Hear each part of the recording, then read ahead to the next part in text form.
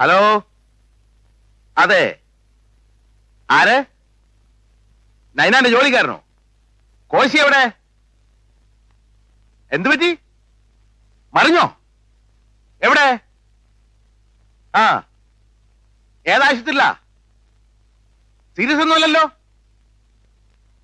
Arrest ചെയ്തോ? ആ ഡിവൈഎസ്പിയുടെ പേരെന്താ അറിയില്ലേ? ആ ആ, ഞങ്ങൾ ഉടനെ പുറപ്പെടുന്നു പറഞ്ഞാൽ മതി. ശരി.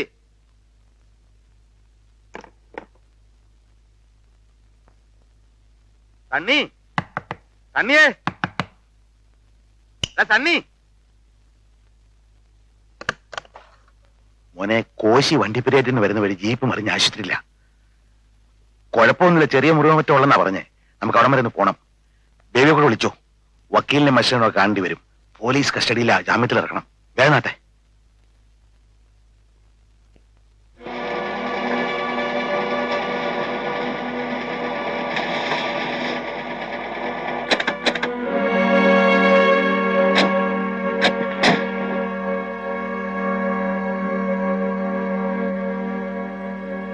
കേറ്റി വിടോ, എന്റെ അപ്പനാ.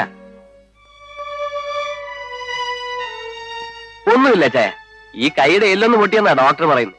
കുറച്ചു ദിവസം ഇതും കെട്ടി നടക്കേണ്ടി വരും, അത്രേ ഉള്ളൂ. അച്ഛാ മക്കിയില്ല കണ്ടായിരുന്നു? കണ്ടു, മജിസ്ട്രേറ്റിന്റെ വീട്ടിലേക്ക് പോയിരിക്കുക. ഇത് ഏത് ഇൻസ്പെക്ടറാണ്? ഈയിടെ കണ്ട സ്ഥലം മാറി വന്ന ഡിവൈഎസ്പിയാ. എന്താണോ അവന്റെ പേര്? പോത്തൻ ചാക്കോ. അവൻ എന്നെ അറസ്റ്റ് ചെയ്ത് ലോക്കപ്പിലാക്കിയാലേ ഉറക്കം വരും എന്ന് പറഞ്ഞൊരു വരവല്ലായിരുന്നു. ഞാൻ ജീപ്പ് എടുത്ത് ഒറ്റ പോക്ക് പോകും. അവനും ദേവനും എല്ലാം കൂടി അവന്റെ ജീപ്പിൽ പുറകെ. ആ വഴി എനിക്ക് അത്ര നല്ല പരിചയമില്ലായിരുന്നല്ലോ. ഒരു ടേണിങ്ങിന്റെ അവിടെ തിരിച്ചിട്ട് കിട്ടിയില്ല. 10-15 അടി താഴത്തേക്ക് അങ്ങ് ഉരുണ്ടു. വണ്ടി നാശമായി പോയിന്നാ തോന്നുന്നേ. ഇതൊന്ന് കഴിഞ്ഞോട്ടെ, അവന്റെ മുട്ടുതല്ലി ഓടിച്ചു വിടുന്ന് പറഞ്ഞേക്കൊന്ന് പറഞ്ഞേര്. സൂക്ഷിച്ചു വേണേ കുഞ്ഞ്, ആളല്പം പ്രിൻസിപ്പളുള്ള കൂട്ടത്തിലാ. വഴങ്ങാൻ പാടാ. ഇവിടുത്തെ കഞ്ചാവഷിക്കാരൊന്ന് ഒതുക്കാൻ ഈയിടെ ഇങ്ങോട്ട് മാറ്റിയതാ. ഒതുക്കിയിട്ടേ പോളൊന്നും പറഞ്ഞാ നിൽപ്പ്.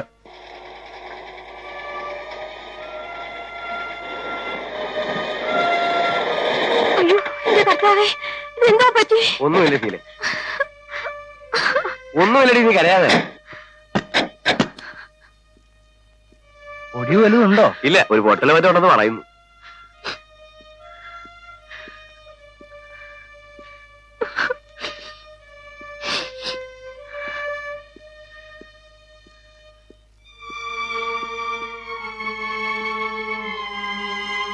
താനുടനെ വണ്ടിപ്പെരിയാറ്റിലൊന്ന് പോണം. എന്താ ജീപ്പ് വലിച്ചു കയറ്റി വർക്ക്ഷോപ്പിലാക്കണം. രാജഗിരിയിലേക്കുള്ള റോഡില്ലേ, അന്ന് നമ്മൾ പോയത്? മനസ്സിലായി. അതിലെ ഒരു 6-7 കിലോമീറ്റർ എന്നാ മതി. പോലീസുകാരെന്തെങ്കിലും? അതൊക്കെ ഏർപ്പാടാക്കിയിട്ടുണ്ട്. താൻ ആളെ വിളിച്ചോണ്ടെങ്കിൽ എന്നാ മതി.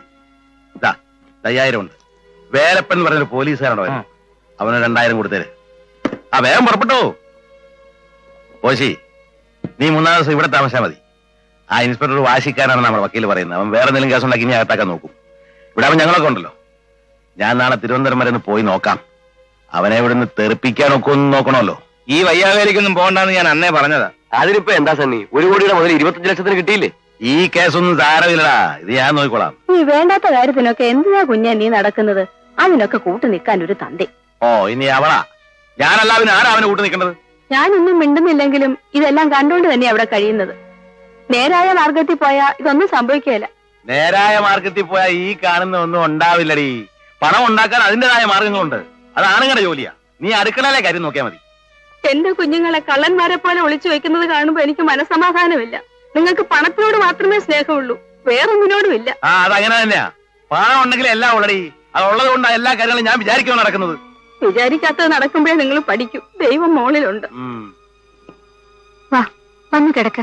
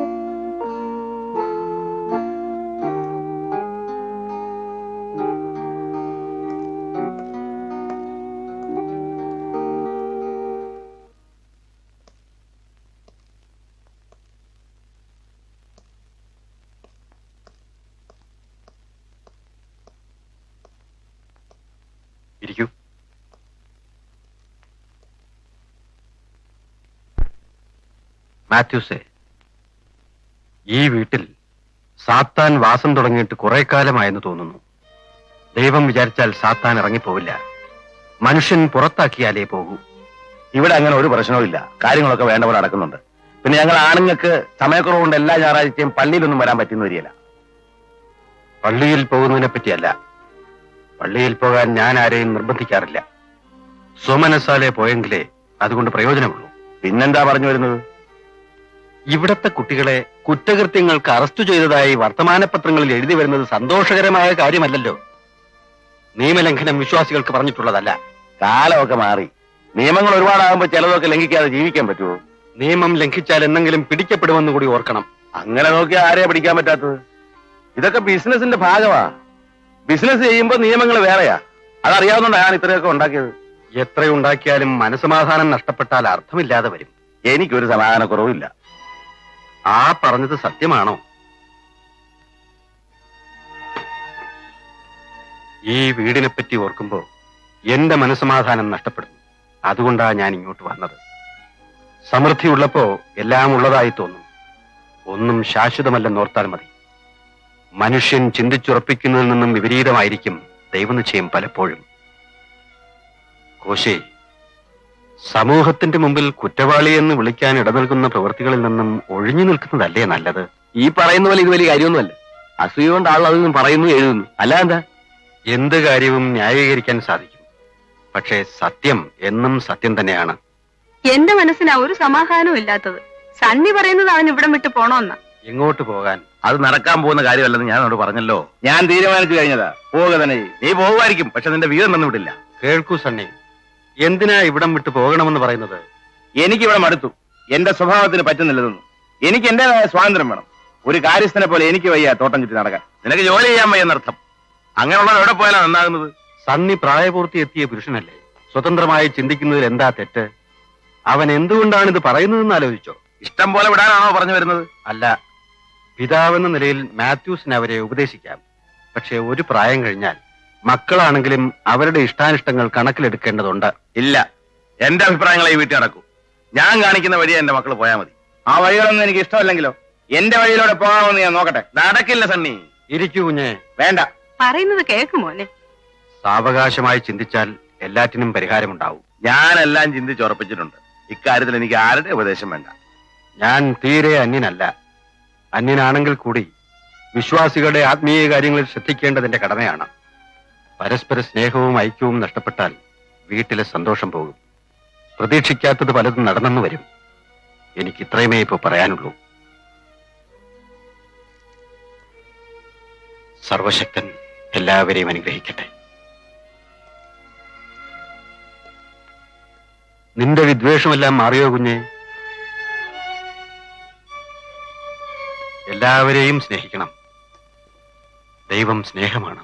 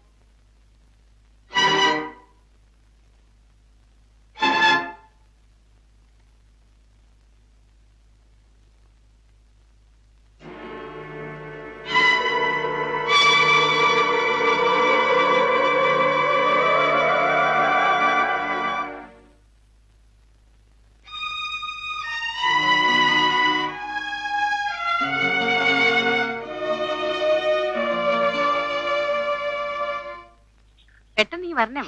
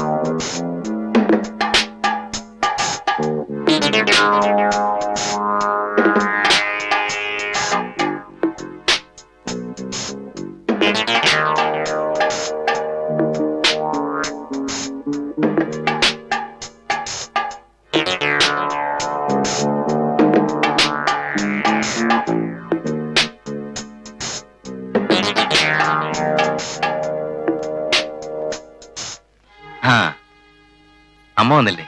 ഇറങ്ങുമല്ലോ, തനിയെ പോയിട്ട് വന്നാ മതിന്ന് പറഞ്ഞു. അത് നന്നായി. എന്തെങ്കിലുമൊക്കെ പറയാലോ. ഇരിക്കെ.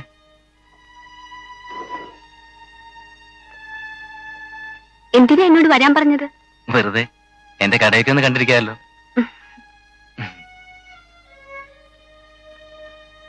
എനിക്കിനി പൗഡറിനും സോപ്പിനും ഒന്നും ഒരു ക്ഷാമവും ഇല്ല. അതെ അതെ, ഇഷ്ടമുള്ള എടുത്തോ.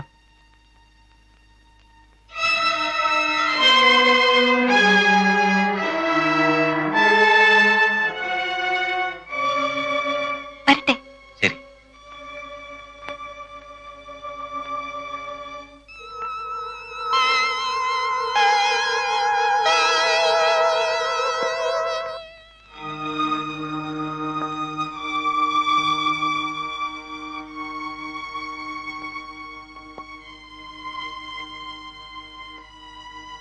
ദേവച്ചനെന്താ ഇന്ന് നേരത്തെ?